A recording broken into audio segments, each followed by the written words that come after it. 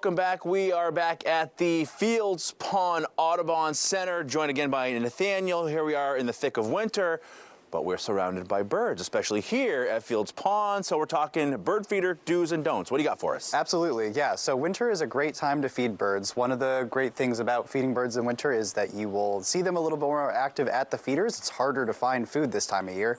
And so there's a few things that you want to be aware of if you want to start a feeder of your own. First things first, don't be afraid to feed birds. They aren't going to rely on the food source so strictly that they're going to become dependent on it, so feel free. It's not like a neighborhood cat. Absolutely, right, absolutely, yeah, sure. yeah. And so you can offer that food without worrying about them, being super reliant on you. It's good to offer a wide variety of food. Okay. So there are a few things on the market that are really good. Black oil sunflower seed is sort of the classic, and that will touch on just about every species out there. Suet's also a really great option. It comes in little packs, and it's kind of nasty to hold, but it's really tasty for things like woodpeckers, nuthatches. They really, really like that stuff. And probably the biggest don't I'm going to throw out there is to avoid certain types of feeders. So we have a feeder like this here, and there's two problems with this design. If you clean them frequently, they can be really good to use, but the issue is that they're really hard to clean. You need something like a bottle brush to get right down in there. Yep. And so you can have things like mold and mildew, especially in the summer, but in the winter too. And the other thing is having these really small openings.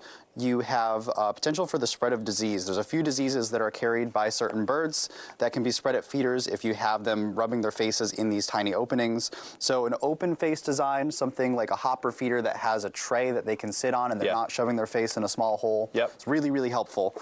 And yeah, the other thing that you want to keep in mind is don't place your feeders too close to a large window. And if you can, put some decals or stickers on the window to show that there's a pane there, because bird strikes are really common this time of year as birds are visiting feeders. Yep. They see what they think is a through line and they'll fly right into the window because they don't realize it's there. There you go. And this, as you can see here behind us, this is a hotbed of activity that we've been showing you throughout this segment. So, and you've got, that's the sunflowers you're talking about, right? Yeah. Yep. Very popular. Keeping them all well fed. Nathaniel, good stuff. Thank you so much. Yeah, great to chat with you.